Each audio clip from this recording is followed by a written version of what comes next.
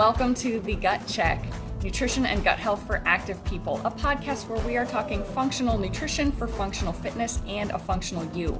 Remember, if your gut is not functioning optimally, you are not functioning optimally. I am your host, registered dietitian and nutritionist, and OCR fan, Kate Cline. You can connect with me on Facebook at The Dublin Dietitian, or go to my website for additional resources, services, and the video recorded versions of these episodes at www.dublindietitian.com. That's DUBLINDIETITIAN. As a standard disclaimer, the information provided here is for educational purposes only. While I strive to provide accurate and helpful information to my listeners and viewers, I cannot take into account individualized circumstances. This is not a substitute for personalized nutrition, health, and medical advice from a health professional. If you are ready to get your personalized plan, you can go to dublindietitian.com and schedule a complimentary strategy session to get a game plan in place for you to hit your health and fitness goals. So let's get to it. Do you hate to fail? Most of us do. There's this intense fear associated with the feelings we have when we fail by our own definitions. But how much do you find you're actually held back like that? And do you sometimes wish you could get past that? Our minds are so powerful, but too often we let them hold us back. They chain us to our current situations. They keep us from striving, from trying, from growing, and from moving forward. And the fear of failure is one of the huge reasons so many people just stay in their comfort zone. It's comfortable. But what if you could reshape this idea? What if you could start to become more comfortable with those emotions when things maybe don't go the way you wanted or expected? Can you actually shift your mindset from this failure defines me, so I can't risk it, to something more like, well, what could I learn from that? How can I do better? How can I be stronger? How can I let that fuel me to reach a new level of my potential? So failure is feedback. Don't be afraid to fail, because it means you're learning, you're doing, you're growing. Now, you might be wondering, what does fear of failure have to do with this podcast? Gut health and nutrition for the recreational athlete. And while one is, yes, on that athletic front, there's a lot of people who hold themselves back from mindset work of training. But in general, mindset is so important to all that I do. It's something I take all of my clients through. We really focus on strengths and weaknesses and self-talk and all of that. So fear of failure is a big part of that. And I guess like a common example I see is I've had a lot of people who would hesitate to commit to any kind of program on their own or with a coach, because they had this idea in their head already that they were going to fail. They were already convincing themselves that they were going to fail, and they were so ashamed or intimidated or embarrassed by that feeling or whatever it was that the emotions that came with that they would not even commit to a goal because of that. So it really, mindset is at the core of a lot of what I do. And I tell people, like, if the mindset's not there, nothing else happens. Everything else comes into play once you have that mindset and that mind frame. So this is just like one subset of that, and I do think it's important. So today's episode, we're talking with Tom Burns. He's a Spartan coach and personal trainer, and he's sharing his journey because he felt that this pattern of fear of failure was something he kept facing and eventually started to learn to overcome. And so he's talking about how he digs down, what inspires him to push on, how he became a Spartan coach and a trainer and an athlete, and in his words, why he now, quote, loves to fail. And then we've got some links in the show notes as well that he'll reference, talking about some of the motivating videos he's seen and what kind of helps drive him. So listen in today. All right, well, welcome. Today we've got Tom Burns, who has several certifications in training, but mostly seems to work within the Spartan Level 2 SGX coaching. We met through a mutual friend as they were driving through Ohio to hit up a Spartan race, and our friend wanted to stop in Columbus for food and a hello. But I think, Tom, you and I ended up more connecting on Facebook afterwards as well, started talking nutrition and health, and then started actually working together and ended up doing the WarX race, obstacle course race, with some friends this past October. So Tom, I'll let you fill in any more background on your work and business here as well. Sure. Yeah. Thanks for having me, Kate. No, it sounds right. I think it was maybe 3, 4 years ago, five Yeah, something. something like that. Yeah, I remember heading over there, and at the time, we were trying to encourage you to come along to the race, and I remember, yeah, a pretty clear no. I think I pushed back on it a few times, and I've you grown were a like, lot. no, and I was like, okay, all right, I'm a guest on this road trip. I'm not going to make their friends mad, but Well, as we'll talk about, there was a lot of fear of failure in me at that point. So yes, I have my own stories too. yeah. But yeah, no. So yeah, I think we met on there, and then we kind of got on Facebook and connected. And from what I remember, I think it was kind of as the COVID pandemic started, where I probably started interacting or following your stuff more, and then we interacted from there. I remember you writing up some articles on you were trying to get a grasp on what COVID was about, and I was trying to find some unbiased research. I'm not a big fan of a Yeah. lot of the media. So I remember reading some of your articles, and I think going through that is where I started getting kind of interest in that functional medicine, nutrition kind of role that you take. So Yeah, a lot of um, how inflammation plays into, I think there's even some on how exercise plays into immune health and yeah, all yeah, of that. yep. So that's where Very we started cool. more, and so yeah, so there we go. But yeah, so no, I'm over here in Indianapolis, Indiana. Um, Primarily, I work during the day for a financial firm. Um, so the fitness side of me is something I do kind of outside of that on the side.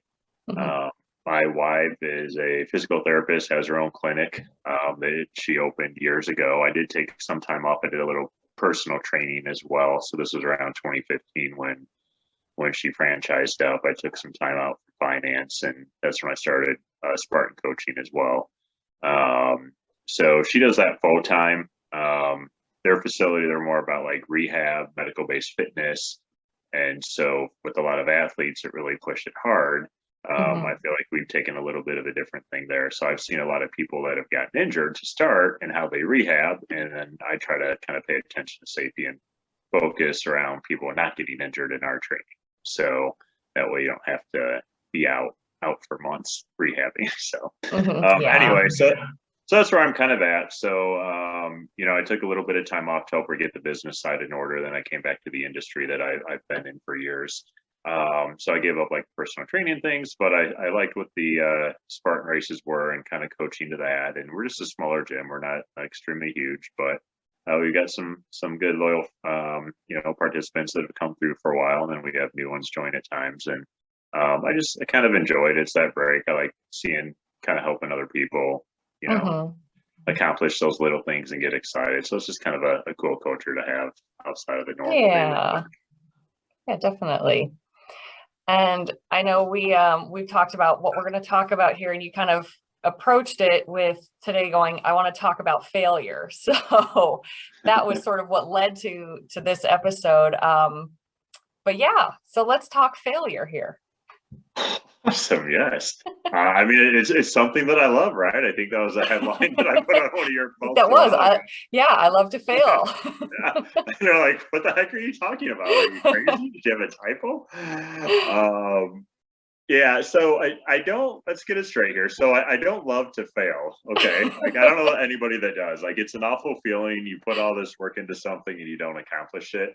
Right. I mean, it really kind of sucks. So let's just be real about it. Mhm. But I use the line I love to fail because it means that I tried. Right.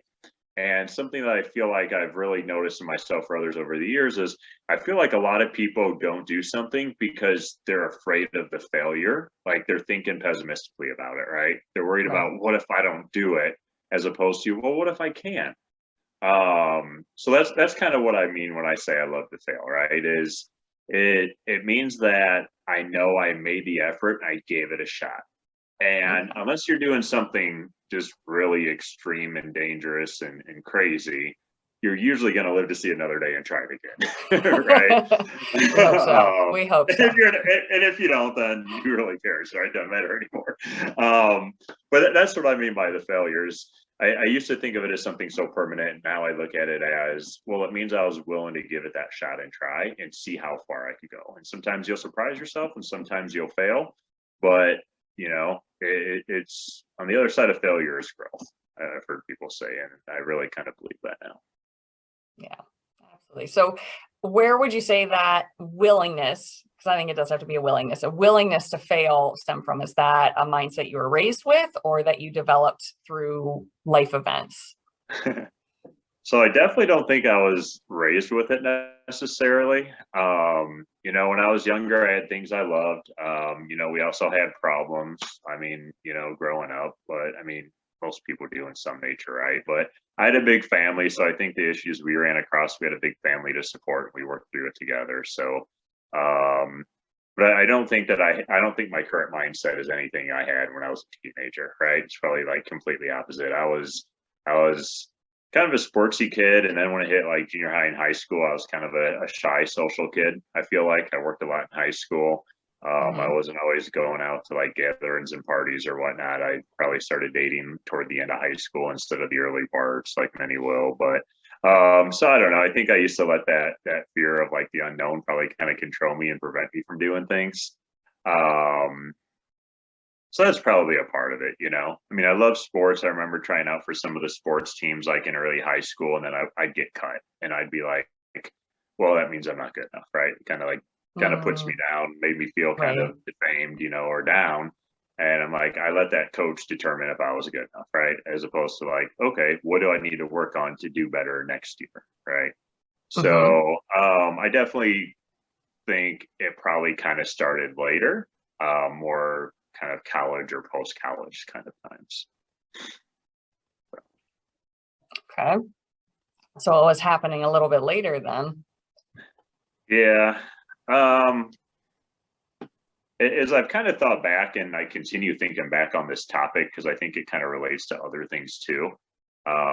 Something you'll learn is I probably listened to too many YouTube videos and clips around different Oh, topics. okay. So Too many. a lot of this stuff interlinks in my mind. But one of the things that always comes back to me was something that happened at a Spartan race weekend in Chicago a couple years back. So I was probably in Okay. my So there was a kind of a defining point, you feel like here? Yeah. Yeah, Okay. and I think after that it makes me look back at prior events differently too, but up until then I didn't really see it until this one Oh, particular moment. So there's this moment that sticks out in my head. that kind of So clicks that the universe had been trying to show you all along, but this is when it impacted you. yeah, there you go. Cool. Okay. uh, Okay. so after I started coaching, there was another coach, him and his wife in Chicago, Ryan and Courtney. So they lived in Chicago, and Ryan's became a pretty good buddy of mine, and I still talk to him today, even though he moved out west. But he's kind of one of those buddies that will like just kind of do what I do to students, probably, right? He kind of like encourage you along, like, hey, I'm gonna go do that next level event. Why don't you go do it? Try it out with me, right? So at the time I started coaching, all I would do was the Spartan races, right? So the OCRs, it's running or walking in obstacles and back and forth for a distance, right? So they got their Mhm. sprint, super, beast levels. And then they were doing these events called Hurricane Heats, which is a little bit different of an event. It's still a Spartan race kind of event, but it's different than the OCR runs that you're used to. So I'm going to guess 2017-ish, give or take now. Ryan's like, hey, Tom, I'm doing this 4-hour hurricane heat. And really, it could be 4, 5, 6 hours at the time. It was kind of, it's kind of these events that you just work together as a team until you finish it, whatever time that takes. So it's kind of a team building thing in a sense. Okay. Um, so he challenges me to do this. And I was like, all right, fine, I'm going to sign up. So we signed up, and it was on a Saturday in probably June or July there, kind of midsummer. Just a little bit north of Chicago, or in Chicago there was the venue. I forget the exact location it was at now. But they had races going during the day. So I ended up doing the Spartan Super Race, which is like an 8 to 10 mile obstacle race. And I think our start time was like 10 or 10:30. So it was a little bit later than I usually try getting into, but that's just how it Hmm. worked out. We finished that race, and I had about an hour left to kind of get in some shade, get some food, rehydrate, all this stuff, and get ready for the heat. So, I mean, it was enough time to do okay. It wasn't the optimal time I'd like, but it was what it was. and it was hot this day. It was humid, hot, high sun. I don't know if there's any cloud coverage, right? Whatever it was. So we go, we get ready, and I sign up and I do this race. So I think this is one of these events that always stands back in my mind as far as the idea of failure, just because of how it worked out. Okay. So it's harder than a typical race, long event, different heat and weather than you were normally used to.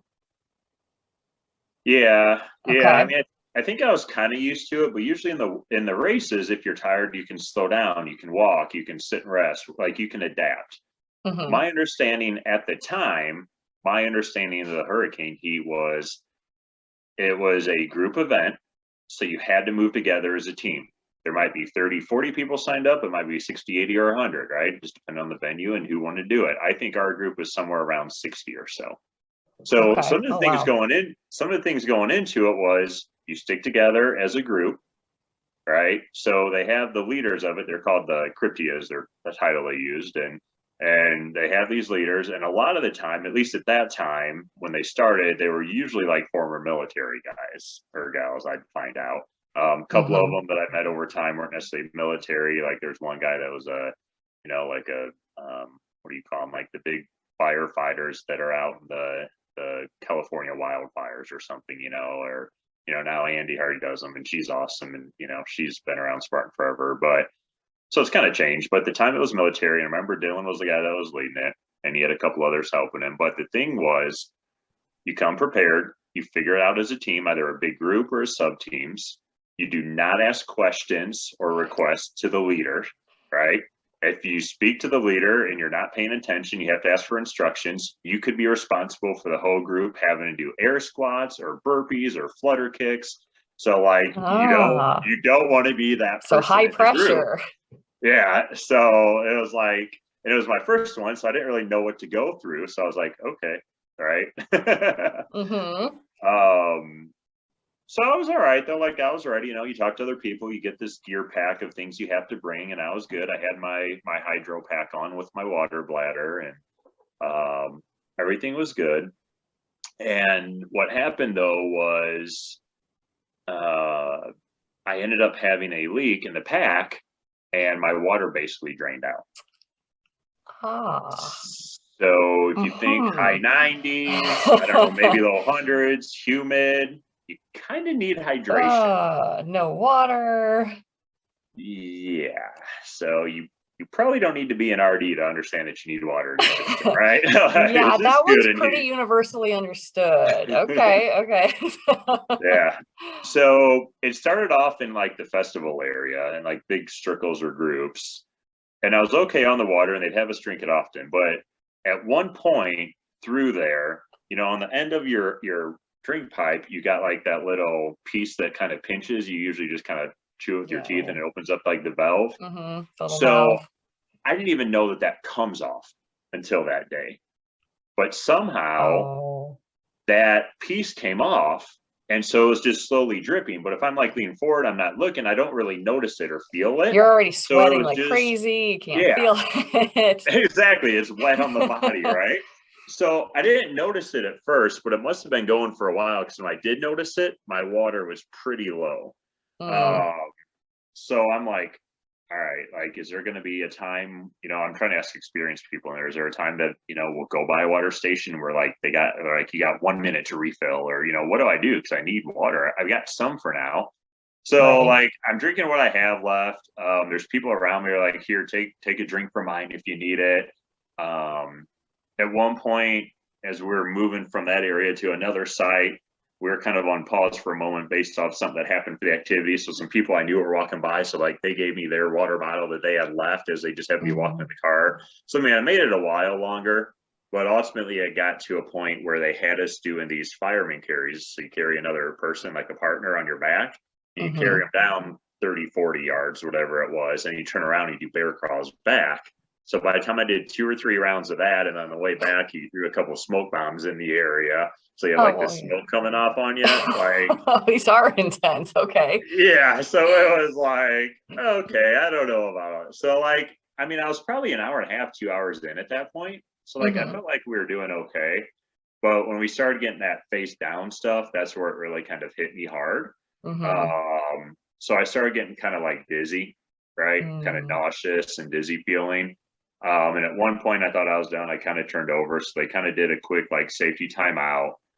They came over. He had a gallon of water as kind of a backup safety, you know. So he's like, look, here, drink this. They're giving me chews. They're like, take these, trying to get me to help me rehydrate. Give me a few minutes. He's like, all right, I need a decision. Are you going on or are you done? You know, I'm like, I can't Ooh. quit. It's not in my head. I can't quit. Like this is awful right now. The way that I feel, like it's too late. This isn't helping me feel better, but I Mm-hmm. can't quit. Like it's just, you know, can I just go slower? You know, but it's not an option. So I'm like, I'm going to keep going. He's like, all right, then get back in line and keep going. So we do a couple more crawls, and we get to this point, we're just holding into plank. Then he's like, we'll go halfway down and hold there and go lower and hold there. And it was just, we're doing all this stuff, facing down.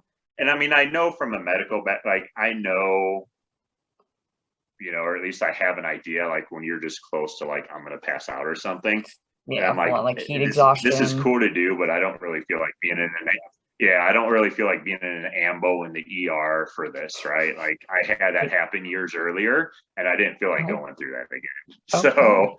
okay. So I was like, you know what? Like I turned over and I was just like, I couldn't say any words. I was just like, I'm out. He's like, you done? I go, so they called over one of the medics I have, you know, they got those 4x4 kind of carts out there. And he's Mm-hmm. like, here, get in. I'll give you a ride back to the tent. We'll get you hydrated up. And it was just awful. It was like the worst thing in the world to me. It was so hard. But I knew that if I knew I probably had maybe 5 more minutes at the absolute most before I'm just going to like foggy, dizzy, blackout. Right. So Yeah. I made the decision. So DNF it is, did not finish. That was my first one of all the races. Yeah. Well, but then so with that, it's like I think that's a cool example too, especially because it's got there's the internal failures for using that word and external factors, I guess. So it sounds Mhm. like on that one, like mentally you were there, your mind was ready, but there are things that are going to happen beyond our control. Like you didn't notice the water pack, you couldn't have noticed it, but I'm sure you Yeah. still, like, what was going on in your head? Were you still like beating yourself up about it, like I should have, even though that's unrealistic that you would have just happened to notice it? It's like, what was going on in your head and how did you pick back up from that? How that kind of move forward? Um, yeah. So it wasn't easy. I ain't gonna lie. It really stunk. We got back when we went into, you know, by the time I was able to get up and walk over, you know, the guy pulled up in the car that was probably 20, 30 feet away. So I walked over to where the medic guy was. I went and I sat in the car for a minute. He's like, here, put this helmet on, you know, there's safety rules, whatever. So I'm doing that. You know, the Cryptia, the leader guy, Dylan, he comes over and he talks to me. And at this point, he's like, you know, military, don't ask questions, you know, hardcore leader, whatever. But then he comes over and he's like, dude, you all right? Where are you from? You know, you gonna make it, this and that. Well, he lives down here by Indy too, just east, he happens to. And the following month, they had another race for Indiana down Lawrenceburg, and they had a hurricane heat there. He goes, are you going to be at the Mm-hmm. next one? He's like, you got to go recover. You got to come back. You got to do the next one, man. I'm going to lead it. You going to be there? You know, so he Ah. kind of gave like a little cool pep talk. So at the moment, I didn't want to hear it, right? I'm like, honestly, I was kind of in tears. Like I was that emotionally sad. I was just not Oh, happy. I was like, all right, I'm frustrated. done. Yeah, just frustration. I wasn't mad. I wasn't like I could have prepared better. I was just mad that I couldn't do it. Mm-hmm. And it was just, I couldn't do it because of something I didn't realize, like a water pack. You know, it's not like I didn't prepare something right or do this. I mean, it was just a bad draw of the luck, but it sucked. So yeah, so I went back to the tent. You know, they got ice packs and this and that, and we were in town. We had a hotel room because there's you know, it was a race weekend, so we had the hotel room. Um, and the next day, I think if I remember right, I just ended up volunteering instead of running the sprint. So I was still just feeling a little off mentally, Mm-hmm. probably more mentally than physically, but I kind of wanted to be on the venue. So I think I just volunteered for the day. But That's our cool. son, a teenager at the time, was at the hotel. So we get back to him. So I'm feeling like junk. Now I got to go back to him and be like, yeah, I failed. I screwed up. You know, I didn't finish it. So Mm. one of my favorite movie directors growing up was the Rocky series. And for anyone out there that knows anything about Rocky, you've probably seen the video clip with his son that talks about, you know, life and about how hard you get hit. It's about how hard you keep moving forward, right? Right.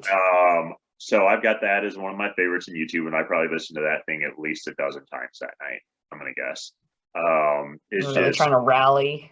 yeah, just trying to get my mind right. I mean, I got back, I'm like, Jarek, you want to go get some food? He's like, I'm kind of good. So like I remembered like walking, area near the hotel, like there's a B-dubs or something, someone to get some food and eat, and there were Spartans in there, and like I just kind of sat and waited for my food. Like I was just kind of down. It sucked, but So um, were there thoughts going on at that point of, were you kind of trapped in your own thoughts on that, or were you like, okay, I need to rally to set this example for my son, like that it's okay to fail and I need to do that, or were you just so lost in that moment?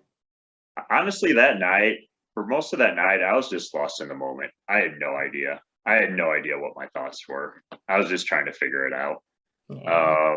He was kind of quiet. I mean, at that stage, he was, kind of quieter into his things. I mean, we didn't talk like a ton of things, like deep stuff, but I think I was just trying to figure out how to kind of decipher through it all, really. Mm-hmm. I mean, people that I knew I was doing it. I got to go tell them I didn't finish it, right? I'm not, my brand's not to not finish something. Like I might not be the fastest, right?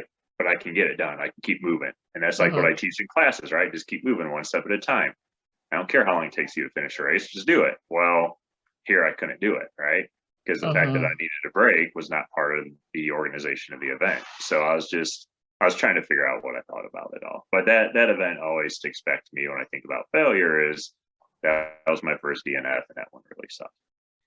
Okay. So that's hard, but then you got invited to a new event. Hmm.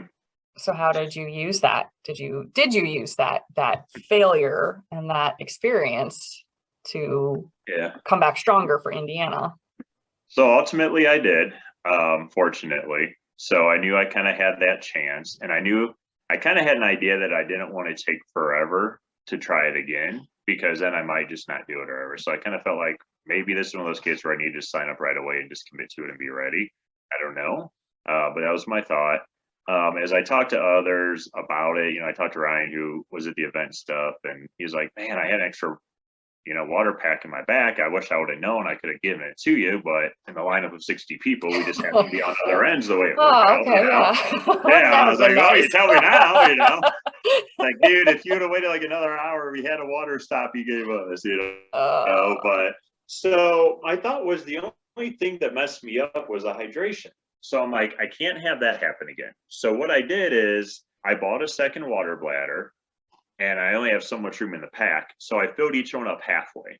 So I'm like, this way, if I happen to get a link or something goes bad, I have another one that's partly full that will get me through for a while, right? mhm. So that was kind of my adjustment in my preparation because everything else seemed okay. I had nutrition bars and shoes and whatever stuff there.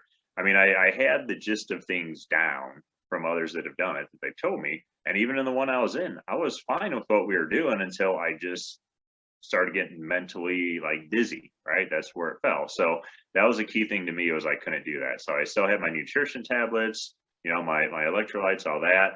I just added a second water pack. And I watched my mouthpiece like crazy the whole time, right? Becoming Now that more now that I mindful, know, doing body check of all your yeah. gear. I'm not sure if I put like rounds of duct tape or electric tape on it. I might have, I don't know, but I was very aware of if that came off or not. So I think that was really the only changes. But yeah, I was like, I got to get past this. A lot of others talked me into it. Some of the others from the group found me on Facebook, and they just, a lot of positive encouragement. They're like, you just got to get out there and try it again. You can't let it get you down. So, I mean, over the course of those, whatever it was, 3 or 4 weeks, that month before the Indiana event, I decided to do it, and I signed up and I did it. So I did end up getting to that event. Okay. So you're saying this was kind of a triggering, you think this is where that new mindset really started to kick in, this willingness to fail? Yeah, I think so in Indiana, I did finish the race, and then it felt great at the end. Heck So yeah. Now, so was this another hurricane heat or yeah, yeah, this okay. was another Wow, hurricane heat. okay. Yeah, so Very cool. similar event. Nice. So when I got done with that, I think the combination of those events was probably a trigger point that kind of started helping me see it how I do now. Right. So it's like it doesn't have to be this permanent thing that I can't do it. It's just, it didn't work out in this day and this try. So let's get back, let's refurbish, and let's go and do it again. Right. Mm-hmm. And let's try it again. So if it's something I really want to do and complete, then let's go try it again. So that was kind of the thing to it of how I looked at it. Right. Yeah, but between those two events, just seeing like, hey, I can either accept failure and just like be sad about this forever and let it beat me down, or I can say, what can I do to prepare and have a chance to beat this the next time? Right. So there's some events we're going to try it the first time. We're going to be like, you know what? I finished it. I didn't finish it either way. It was kind of fun. I tried it, but I honestly don't care to do it again. If that's your case, fine. But don't not do it again because you're afraid that you might fail again. That's my biggest thing. Like, if you're like, I like the challenge, I think it's cool, I'd like to be able to finish it, then just keep doing it until you figure out what you need to do to get it done and get it done. And then find kind of the next thing you want to test on. So why do you think people fear failing? I think a lot of the time it depends. I don't know. I think a lot of the time it depends on the mental perception of what it is. I think some people, just from their social environment, already feel low about themselves, or they don't feel they're worthy of doing it. So it's hard for them to come back and fail and do it again. I think there's a lot of critics out there who are very, bully like, I guess, if you will. I'm not sure how to say it. Who will kind of make fun of people who have tried and what they've done and they failed. So now people are afraid of going through that humiliation again. So I think whenever you're out there dealing with the public, I think people should really be aware of kind of how they're treating others. They don't know the other person's backstory or what they've tried. But I mean, I've been on the receiving side of those myself over years, and I know that it kind of sucks. So I think that could do it. Right. So yeah, those are kind of my thoughts of why. I mean, there's probably a lot more I don't see too. Yeah, and I imagine you've seen a lot with your own clients and people that you've worked with, different things that hold them in that sort of nervous and hesitant to try something stage. And I imagine there's different causes for some of that hesitancy, insecurity, pride, almost. Oh yeah. So yeah. But you kind of view that failures can be internal or external causes, and it can be temporary or permanent.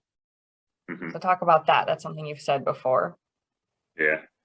So I think the temporary or permanent is one side I'll go into. So I think in the past, I used to see like this in the moment failure as something that I'd carry on too far, right? It's almost like you carry a grudge against someone for too long, right? You're like, hey, it happened 3 years ago. Like, should we still be angry at them? I don't know. Yes. Yes, no, right? Like, I try not to carry them, but there's still a few people that I'm fine if I never talk to again. I mean, I'm human, right? So I think it's kind of, I think it depends on when somebody first goes through a failure, how they perceive it or how those around them help them perceive it, right? So I think like if you're younger and you're out there and you have like a very supportive environment or family or friends or coaches, right? And you go out and you try something hard and you fail. I think if they're there in the moment, they're like, look, at this time you can see as a failure, you can get out there and you can try it again, right? Whatever the task is you're doing, right? Get out there and try it again, study harder, practice longer, whatever it is, sports, homework, school, I don't know, whatever, right? I think if you, because when we're all born with like a blank slate, right? So it's when we're younger, it's people around us that build things into us, right? And then it's also, will we accept it? Like I remember when I was younger, my brother was big into wrestling, and I remember going to this little mini wrestling camp that he took me to, and I just didn't really get into it a whole lot. Like I wasn't all that interested. And years later, we talk about it, and he's like, "Yeah, I tried to get you involved in these things. You just, you weren't all that into it. You were into like baseball and basketball and football and stuff. So, but I tried. So I was like, all right. But now looking back, I'm like, man, I wish I would have gotten into wrestling more. Like physically, I would have been tougher and I would have been more confident, probably like later years. And but it is what it is when you're young, right? You're figuring stuff out. So I think if people are like raised in a good environment and they can handle that, then it's easier for them to deal with the failures because they perceive it as that. But I think there's also a lot of people who grow up in tougher environments, right? Or maybe they're mentally or physically abused, or single parents, or, whatever these rough stories are. Yeah. And so I think they might see it a different way, right? Like they don't have that mental ability to come back, or that confidence to come back and say, well, I'm just going to try it again and do it next time, right? Like Hmm. they're like, no, this is really hard for me to try once and I didn't do it. I can't go through that again, right? I can't go through that embarrassment or through that feeling again. It's just tough. So I think that's kind of the temporary or permanent. Is it going to be something that you allow to define yourself ongoing, or can you make it temporary and say, hey, it's stuck, right? Like maybe it wasn't great. What can I do again? And maybe you got to try something 10 times, right? And is that something you can look back on those past experiences where in your mind at that time, like you failed, even though it then gave you feedback, and lean into the strength that you gained from that resilience to make changes in other places? Oh, maybe like the small changes, or the I Yeah. can do it, the get back up, and whatever facet of your lifestyle. Yeah. So I think the biggest thing to me is at that time I had this fear of, if I didn't make a change, I was going to have more health issues. But I mean, you don't have to look far out in the world to see health issues that people have, right? Right. Because they aren't taken care over the years. I was kind of aware of these things, and I realized I had a question to myself: is what route did I want to go? Right? I can't speak Hmm. for others, but for myself, I did I did not want to become like someone that was that far out of shape and unhealthy that it controlled me, right? Like I grew up Right. playing sports. This doesn't make sense. So Yeah, that's always, um I'm like, I don't need to go and be a physique competitor, but I want to be mobile. I want to be healthy. I want to be able to go hiking. I want to be able to carry my suitcase around, those kind of things. Just yeah. functional fitness. Yeah. So I think I just started doing like little changes, right? Right. And they weren't always perfect. None of them had an impact. But like at work, so at the office, I would set an alarm on my phone or computer, right? So like it was every hour or two, it would go off. And when it went off, if I didn't have a client in front of me at the desk, if I did, then it was when they left. But if I didn't have a client in front of me, I would take like maybe 3 minutes, right? And I would stand up and do something active. So at the time at a desk, you lean forward a lot. So my wife's a physical therapist. She's like, all right, have a I'm doing that resistance right band, now. right? Do these rows, do these pulls, right? So I found a little hook on the back of the door for the coat. I'd put a resistance band on there and I'd do these pullbacks, Perfect. just kind of awareness, right? Or I'd get down, I'd do some push up, some squats, some jumping jacks, once in a while I'd have a coworker walk by my office and the door was wooden, but the other part of it was glass, and they The had like little this. panel. Yeah, they had like this coating in the big middle of it, but up high and Hmm. low you could still see a movement. So you could see someone's like jumping up and down with their arms, like they peek over the top, like, what are you doing?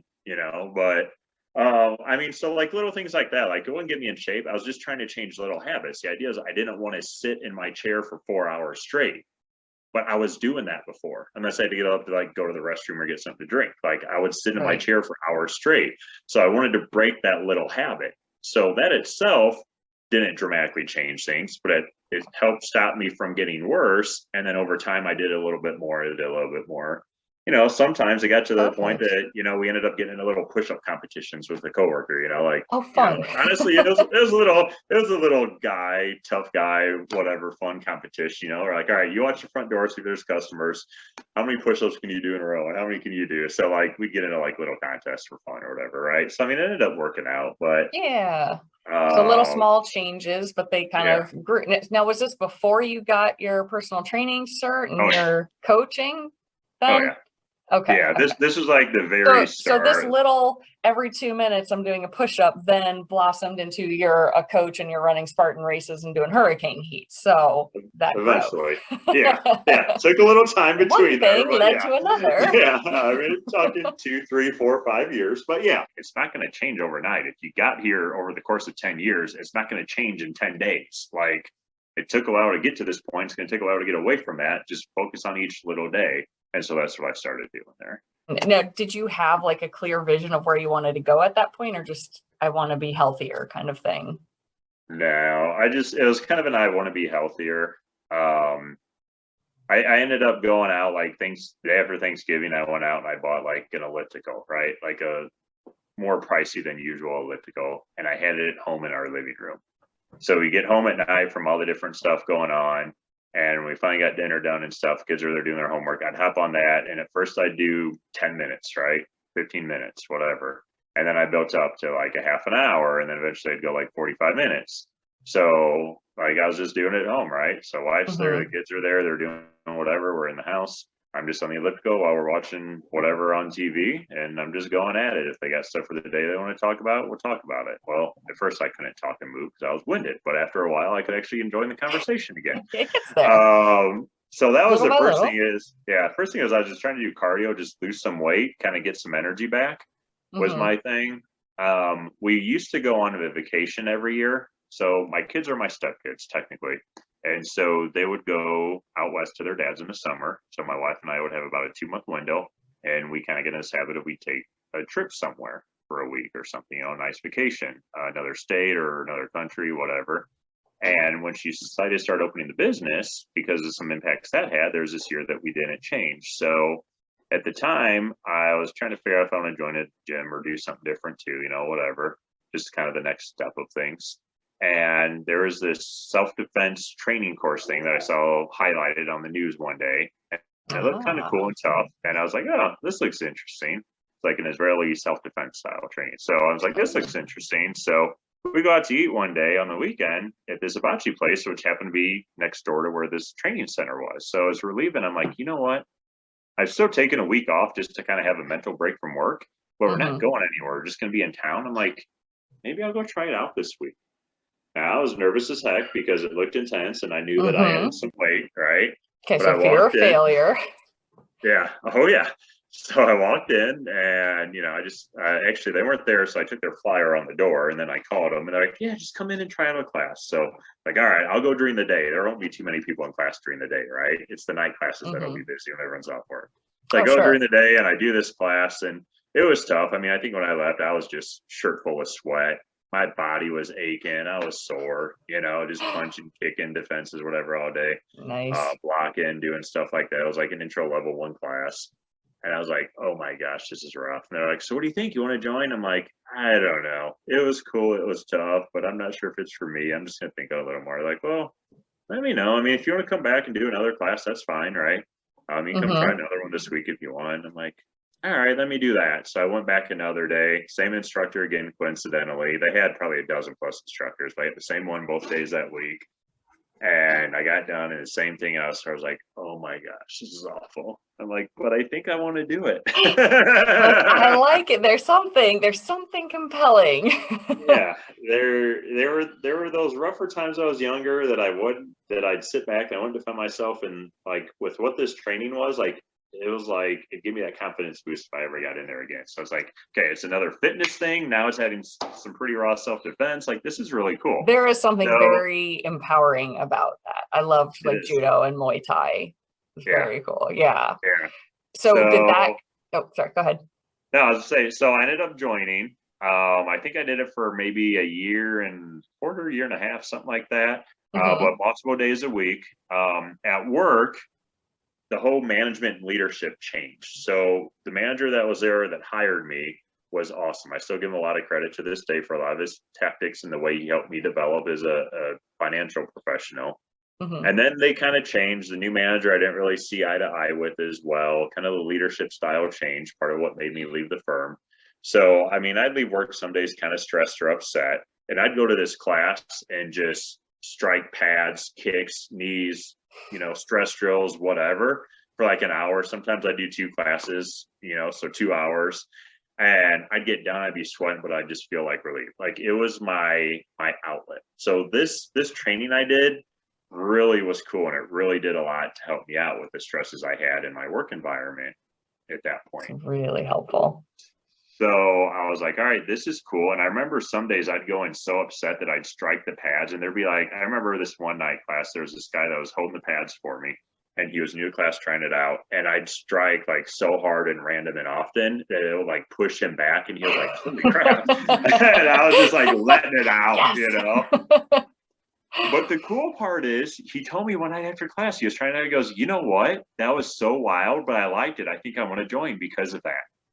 Like, Okay. because I was like the partner. So I was like, crap, I just encouraged somebody to make this change, right? So that's where this whole idea of coaching started getting in my head. I was like, Ah, that's kind of cool.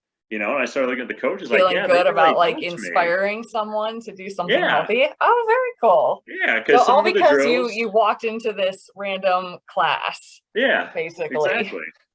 So yeah, so I tested out of the first phase, which was nerve wracking. Right, we could say another fear. I could have feared that I wasn't going to make it. It was like a full afternoon, like I don't know how many hours it was, 4, 5, 6 hour like test of just combat stuff, to Oh test to wow. each next level. So Okay. I go in and So I do is this this a Krav test. Maga Yeah, then? Is that okay? yeah, yeah, I've heard stories of their tests. Okay. yeah, Okay.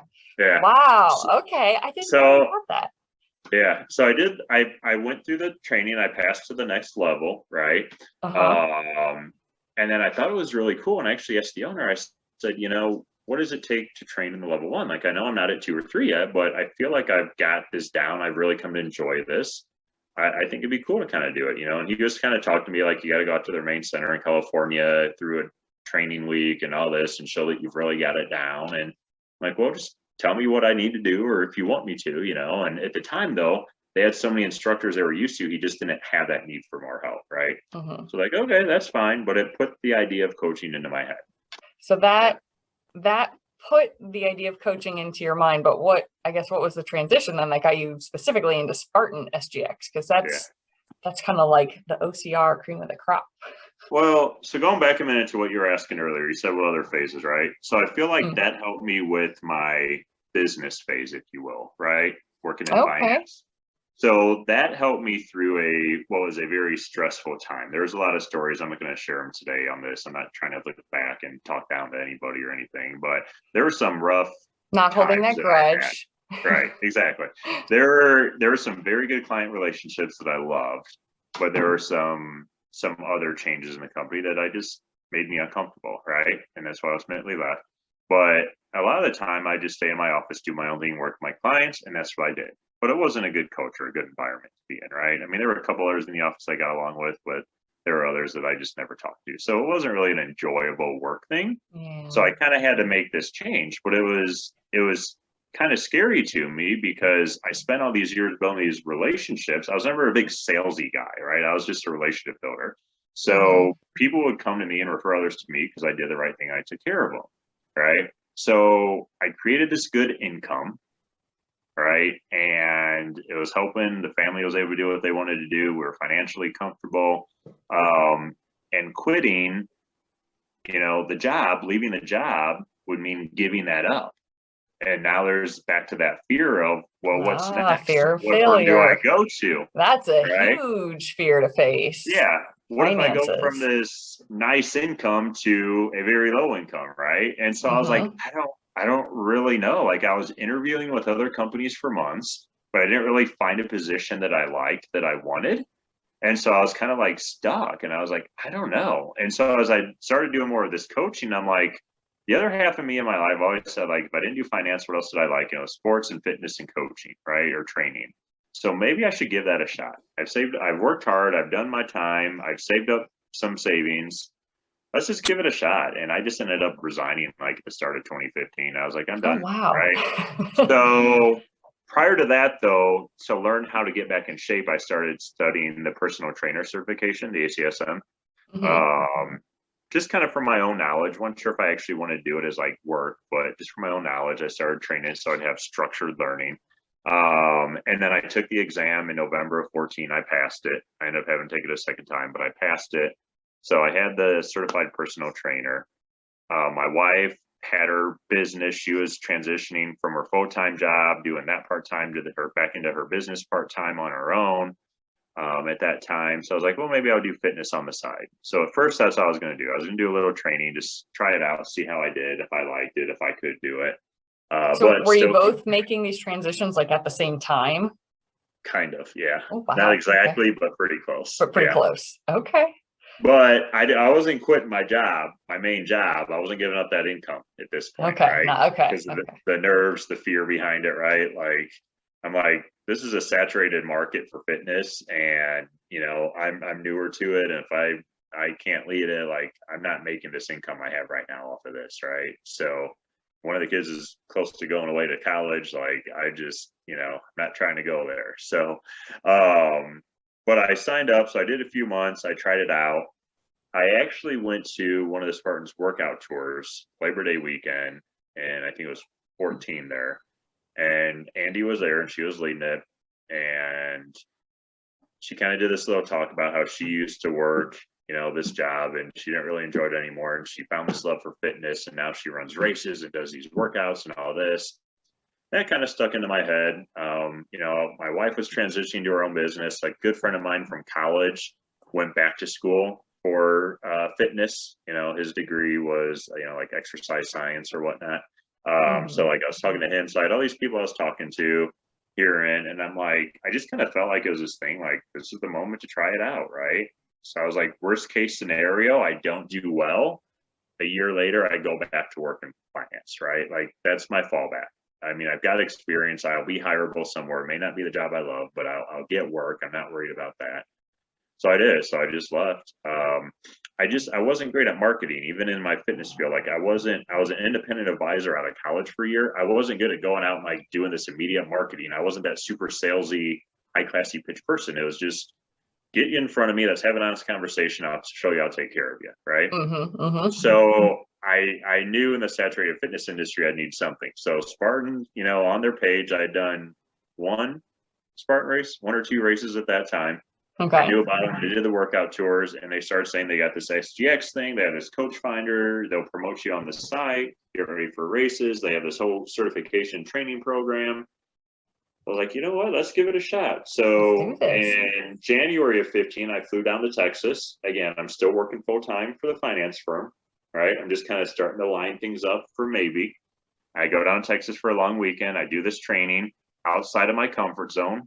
Honestly, if it wasn't for a couple of encouraging, great people that I still give a lot of credit to this day, I might have left that training early because I was so uncomfortable. I was used to gym workouts. I wasn't used to these outdoor workouts, make it from anything. Like now I'm fine. Now that I've done it, you give me 10 minutes and 10 by 10 foot area, and I'll have you sweating, right? Like I know how to do it. But we can overcome that fear of failure. Yeah, it's amazing how we can become more comfortable with things that, that comfort zone. We grow, it stretches, it gets easier. Yeah. So I went down there. So I went through there. You go down for this longer week. You had to have a certification or background in health somewhere. So I had the ACSN thing for me at the time. That's what they wanted. So I went down there. I did their long weekend training there. Then they have a follow-up exam they have you go through on the topics that you learned to kind of prove that you kind of got that down. So I went through all that. I made it through. So in January, I got that certification. Andy had another workout tour in Indiana in February. And I was like, you know what? If I'm going as a coach, maybe I could start building the practice of people from this event, right? Get my name out there. So the week before the workout, I resigned from my financial job. I was like, I'm just going to try this out. I had no idea. Like, how was that? Let's just say my blood pressure was a little higher than it usually was. Yeah, big fears. Like, am I doing the right thing? Is this foolish? Like, I don't know. Fear, anxiety, excitement, doubt. I imagine kind of everything. I usually they don't let you do it because I wasn't going to another firm. I told my manager, it's like, can I just call some of these clients I build these relationships with? I don't want them to find out I left by just like calling in one day at random and I'm gone. Like some of these people I've worked for 5, 6, 7 years. They've had a family member pass. I've helped through that. Like these are some relationships I've had. So they're like, we need help in the branch. We got this event this week. Some people are going to be out. I don't care if you hang around and call them as long as you can help if we have walk-in traffic that needs these sorts of things. So we kind of came to this agreement. I was fearful of making those calls, right? I'm like, these are people that have trusted me, that have come to me, sent people to me. Like, are they going to be mad at me? Or are they going to be understanding? Right? Again, I'm the relationship person, so I'm kind of worried about like their thoughts. Like, are they going to be mad that I tell them I'm leaving all of a sudden? Hey, you got me for 3 more days if you have questions, and then I'm done. Or, so like that was kind of worrisome to me. Yeah. I just, in On my top of mind, already the fear of like leaving the job and going to have to yeah, coach this yeah, this yeah, this program. yeah. I mean, so like it was rough. So that was kind of the work, right? So I had these different aspects going. I had my fitness life, I had my career life. Now is my career going to go into my fitness? So I had a lot of these fears going on at the time. So it all kind of transitioned over from there then in the years ahead, I guess. Yeah, so this was like your first coaching event as a Spartan coach then, but that's kind of like where this new chapter of your story starts then. I mean, how did that training go? How'd that course go? So the first workout, the first year was kind of interesting. I was very nervous going into it. Fortunately, I felt I did have some key people there to support me, both, like at the local level with my wife, her knowledge about fitness and health and body movement and training. I mean, at this point, she's been a PT for 15, probably 20 years almost or something. I know she just hit 25 years here in the last year or two, I think it was, as a PT. So, I mean, she's knowledgeable. So, like, I mean, I know I can ask her on certain stuff.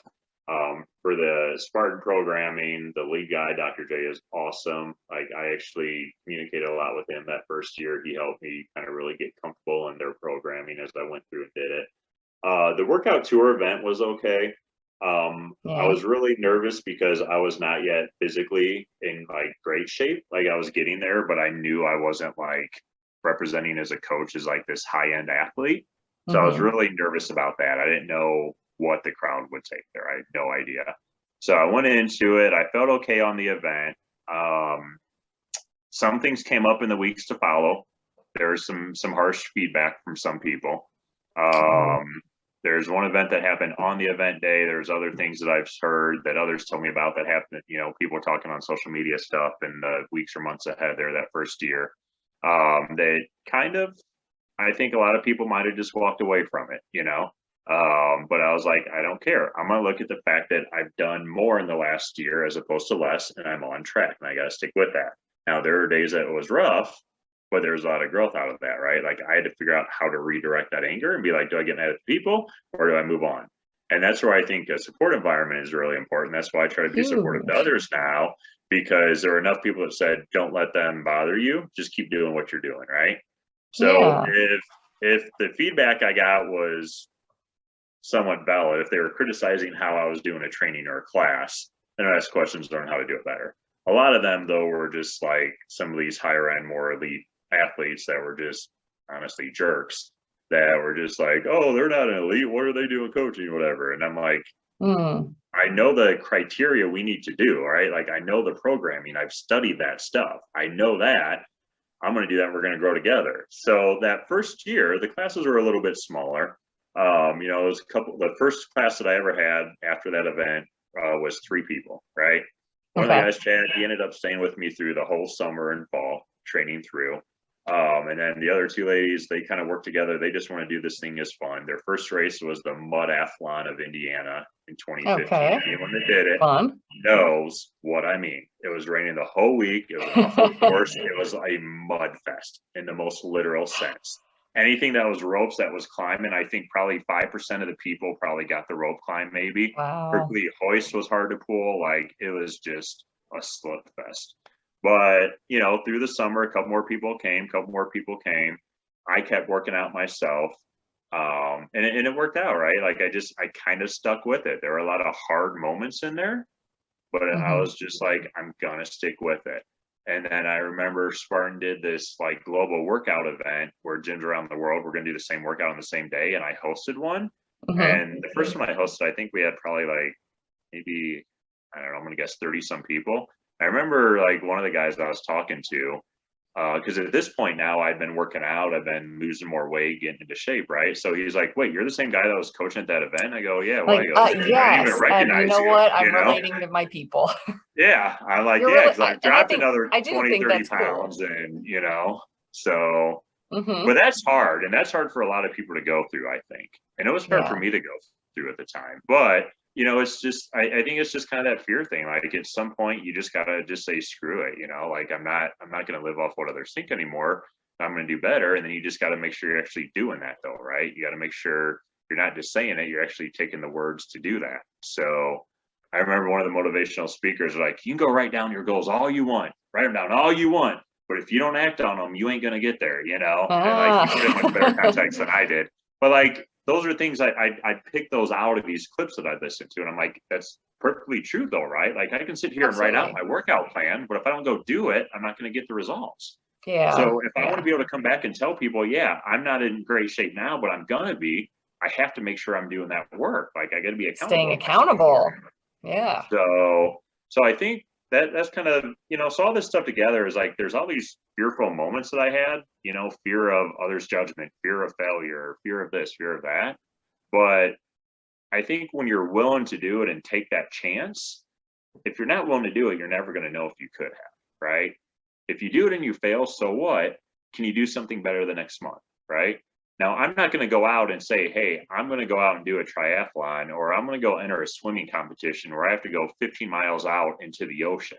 Like, that's just stupid fear, right? Like, let's be legit about this, I will probably drown. I literally had a near death in Jamaica years ago. I feel like I thought I was done in these choppy waters, right? Like, so I'm probably not going to do major triathlons because I had this weird thing, right? Now, would that be a learning moment? Maybe. If I actually just get a desire to do a triathlon, I'll probably swim and I'll focus on it. I'll be comfortable and be fine. I still personally don't have any interest in it right now. Like biking for miles and swimming for miles just hasn't caught my interest at this point. Maybe down the road. I don't know. But yeah. And I think it's all about that mindset shift where we stop viewing failure as the end all be all, the defining moment, and redefine that as, I know one of my coaches always said, failure is just feedback. Stop being afraid of it. Use it. It's a tool, like a homing missile. If you're trying to aim for a goal and you fail at getting there, well, that doesn't mean that goal is unattainable. It just means you kind of course correct. Right. So I thought that was good too. So I love all your stories here because they're relatable, talking about facing your fears, fearing what other people will think, looking at your own fitness journey, looking at your fears of like big career shifts. And I think that's stuff everybody can pretty much relate to. Yeah. Now at the beginning of this, you said, your catchphrase here, your eye catcher was the "I love to fail." And I think we're seeing how this phrase of failure and "I love to fail," initially, it sounds pretty odd, but it has deeper meanings in this case and in your situation and to what you're looking at.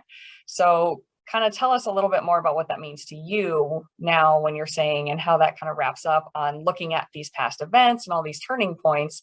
How do you now view failure? What others would colloquially, traditionally call failure. How do you view it now? How have you been able to make that shift? I think my view now is, I don't want to take on a challenge that's just dangerous and foolish, right? Like the swimming thing, right? I always want to make sure like there's a certain level of possibility to it. And I still think you kind of grow into steps, right? I mean, you have people like David Goggins who can go out and be like, hey, I've never run more than X miles. I'm going to go do a 100-mile race on this certificate, right? Like you'll hear those stories. That's just the insanely mentally strong person. And they're honestly probably not the one listening to this podcast that we're doing. They're just got their own mindset. But I think outside of those outliers there, I think like to me, it's just, why do you want to do something? And if you have a true interest in trying to do it, whether it's testing your limits or being able to, be an example for your child or your sibling or a coworker or whatever, if it's sometimes it's about yourself, sometimes it's about showing others that they can do it. Whatever your motive is, if you want to do something, just prepare to do it, right? Just know what you're trying to do, figure out what steps you need to prepare for it, and go try it. And don't be afraid to fail. Maybe you don't pass it, right? But you know where you're at. Like you just mentioned with your coach, like it's feedback, right? Like, okay, so here's what I did and here's what I need to do better, right? If you're on an obstacle course race, let's say you're on a Spartan race, right? And you're like, my goal is I want to Berkeley free race, right? And you run through and you get all these obstacles, but the one thing you can't figure out how to do is the rope climb. Just random example, right? So you're like, gosh darn it, I can hit the spear, I can hit the twister, I can do all these. I cannot climb that dang rope, all right? Well, on race day today, that's a failure, right? If you don't try it, you're never going to know if you can get up it or not, right? But if you're willing to at least try it, you're going to find out. So maybe it's like, I couldn't get the footwork down to get off the, maybe my upper body isn't strong enough. I need to use my feet, right? So that's my first step. Now that I use my feet, maybe do I use the S hook or the J hook? Which one is it, right?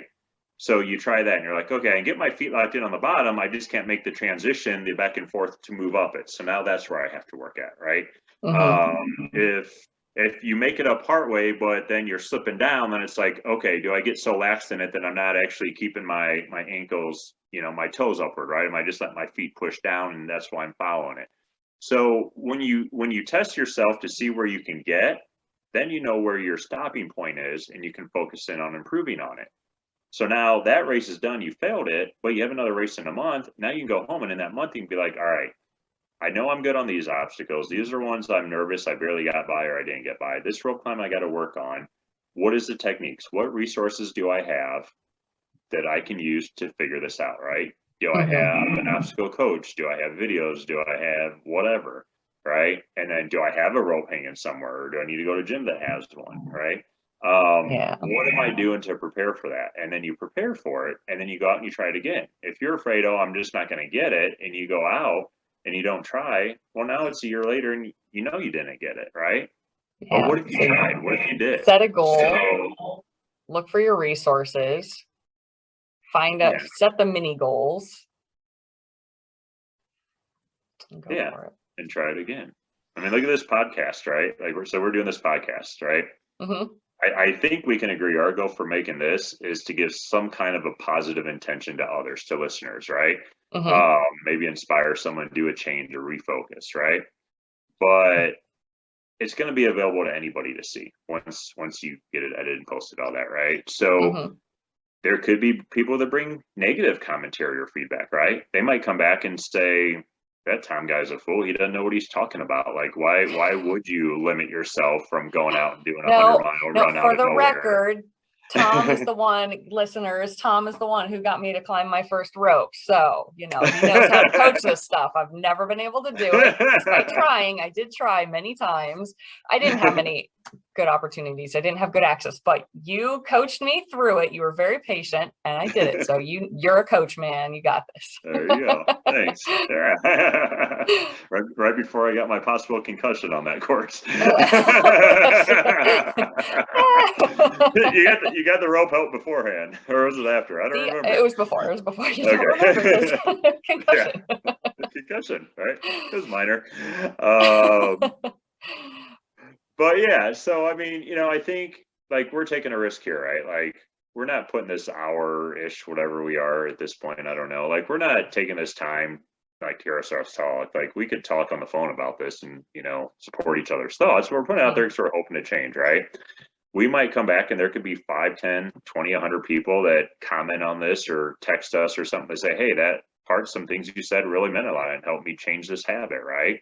And there could be others that come back and that are like ultra mindset elite that are like, Tom, why wouldn't you tell someone to go out and try that 50-mile run, that 100-mile run, even though they've never run more than 2 miles in their life? Why would you limit them? Like, that's foolish. I've done it, like you just never know. I mean, the media is full of people that are, please everyone. Just no matter what, they're unhappy, or they had people that were beating down on them. And so they just feel they want to do the same to others. Like, we don't know. This thing could be a failure, right? This whole podcast could be a waste and a failure. It could be people that only read drama, right? So no matter how logical you or I think this material is, if it doesn't inspire anyone, does that mean it's a failure? So now we get into definitions of success. Yeah. And how we're gauging that, because I think I learn something every time I talk to people. So to me, it's a success, and I just hope that people listening get something. But if they don't, hey, I'm learning. Yeah. I'm learning and I'm growing, and that's also a goal of mine. Exactly. But, yeah, I think again, it's this idea of failure has so much negative connotation in our society, but I think that there should be and there can be this mindset shift. I love Timothy Ferriss, guy who did like the 4-hour work week and all sorts of things. He had a process that he called fear setting, where it was kind of that idea of, if you have a goal and there's something you want to do, a new career, a new, go after a race. Or when I moved overseas to work in a hospital for 5 years, and I was terrified, but he has this process of fear setting where you kind of do the, well, what's the worst case scenario? What contingency plans can I put in place to try to minimize that? If it does happen, what can I do to kind of fix things as quick as possible? So I'm very data driven. I'm very list oriented. And I feel like that was really helpful, where if I can sort of define what is my actual fear and what might realistically or even slightly unrealistically go wrong, how can I take steps to mitigate the problem? And then if things don't go the way you hope, how can I use that to move forward stronger, more ready to tackle on the next challenge or a different variation of that challenge? Yeah. So I think if we stop fearing failure and can maybe redefine what we want and how we define success, and possibly actually start to learn to embrace failure or to love to fail, so that we can instead focus on growth, focus on moving a step closer to our goal. No one's perfect the first time. And like you have been saying, each time you didn't let the idea of failure stop you. You kept facing it. You kept actually almost letting it fuel you, like the idea of, I don't want it, so I'm going to work harder. Or whether you tapped into anger or tapped into determination, but you use that to push you forward and still go after it. And even if you did stumble and things didn't quite go as planned, you still use that to help shape the next steps in your path and to adjust your plan and to look back at where you've been and come through this whole journey that you've been through. So that's my goal. I want people to realize they can shift. Yeah, exactly. A lot of it's so mental. Yeah. So, well, it has been a bit. So awesome conversation, Tom. And I do think we could probably talk about this for hours. But I guess let's try to wrap it up with the last couple questions. So again, I do think fear of failure is incredibly common. So learning to embrace that challenge is important. What would be some actual starting places, some actionable steps that you would recommend people could try to take to start making that mental shift forward? So I think you could, first off, consider some kind of a goal or a task that you think is possible, but just challenging, right? So something that you might otherwise kind of be afraid of failing at, right? And that could be anything. I mean, at work, that could mean applying for promotion, or just, explain to your manager how you really feel about a position, right? That could be a fitness goal. That could be something within your family, within a spouse or a child, like just some kind of goal or task, something you want to do, right? Maybe you want to, maybe you're not super active, but your kid's into a lot of sports, and you're like, hey, I'd like to be able to run a 5K with my child at one of these events to show them that, mom or dad can do this, right? I mean, whatever it is, like just pick something to work on, right? It doesn't have to be super huge. It can be whatever degree it is that works for you, but pick something that has a little bit of a challenge to it, right? Don't be afraid to take that on. And then think about it, like, what's the worst case, right? What can happen if you take it on and you don't complete it, right? What some people might consider failure. So let's say you're a working father and your son's running track in school, and you're like, hey, I'd just like to be able to run a 5K with him, right? What's the worst thing that happens? He smokes you? Well, he's a young teenager that doesn't have responsibility, and you're working every day. And, I mean, I hope he's faster than you, honestly, at some point. But did you run it and did you finish it, right?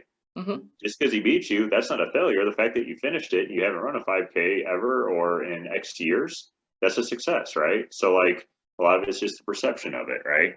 If you don't finish, right? If you don't finish running it, can you walk it? If walking it makes it too hard, or you get an injury and you have to, be pulled off the course, can you go back and do it the next time, right? So just kind of, what's the worst case scenario? Like, is it really the end of the world? Think about it that way. And then what's the best that can happen, right? What's the outcome feelings that you can have from that? So let's say this thing you fear actually works out. Like, what would that mean for you, right? Recognize that possibility is there. And then from there, just think, is there anything in your control that you can do to prepare for it, right? So if this 5K is your goal and it's 2 months out, what can you do in the meantime, right? What is your current level of activity? Is it literally coming off the couch from no activity? Is it, okay, I walk a mile each day and that's it?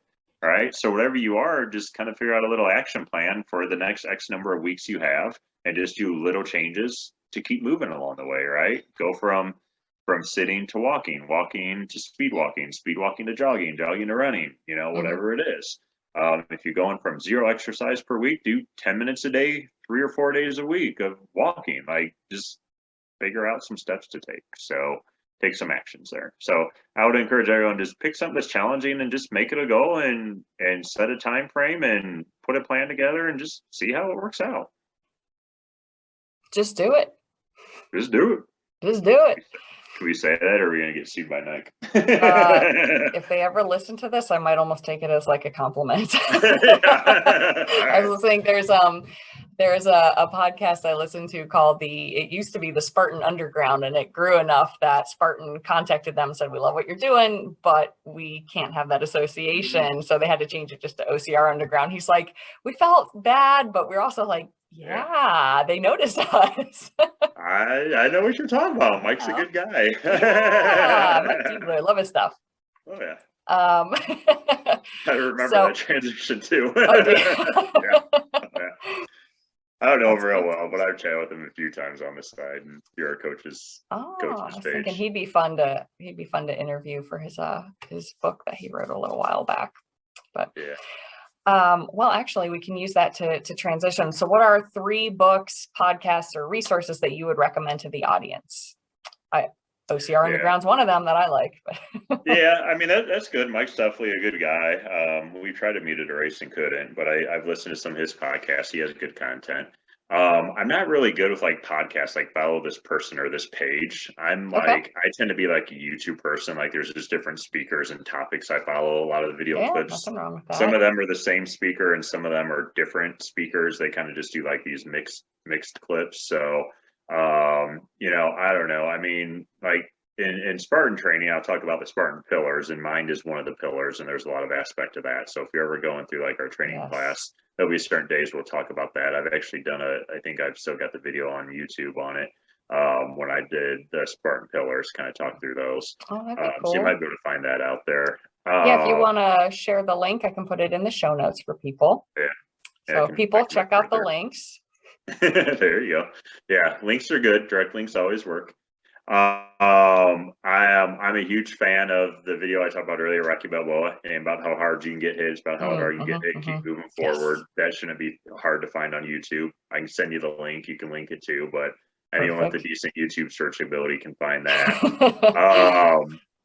Eric Thomas is probably one of the original people I've listened to for years since I started into fitness. He's just got a ton of videos. He's got one that's like the 30-day guarantee about yourself. I might talk about that on another topic on a talk one day, but Eric Thomas has great stuff. Billy Alsberg, I found the last few years, he's kind of, blessed and unstoppable. He's got a lot of really cool stuff too. So those are some names that I'd say just go on YouTube and kind of search them to start listening to videos, find the ones that you want. I mean, I could name probably 10 other speakers, names that you would know, actors that do videos now, stuff like that. But that gives you a couple. The general gist for these is a lot of the kind of the empowerment, the keep pressing forward, perseverance kind of thing. Love it. Yeah. Exactly. Great. Perfect. Well, Tom, then finally, floor is yours. If you have any handouts that you can provide, or exciting events coming up, or promotions, or anything that you'd like to talk about, let us know that. And then how can people get a hold of you if they want to connect? Sure. So I'll send you some details you can post in your links, but essentially I'm here in Indianapolis. I generally start doing the Spartan coaching sometime early spring, late winter, early spring. So I don't know exactly this year when I'll get back into it. It's usually anywhere from mid-February to later March. Right now with my work, there's a lot happening there, so it's been kind of hard to set up a schedule for it exactly. But if you want to get in touch and start following our pages, we'll have emails or announcements come out. You can follow our page. You can go to physical.com/Indianapolis. Physical spelled FYZICAL, as we got on the shirt here. So Perfect. physical.com/Indianapolis. And then when you get to the services, just hit the drop down, go to physical fitness. You'll see the Indy Spartan SGX page. So I'll add updates on there when we have them. There's a lot of other direct links within that page too. Actually, you can find the YouTube video on the pillars from that page as well. Nice. The Facebook page that we have, there's a link on there for that. So you can follow us on the Facebook page. I'll announce there. Also, contact info is on that page. So I'll probably just send you that one link there. You can save that, Kate, because everything else can Sounds flow through good. there. My email is tom.burns@physical.com, spelled this way.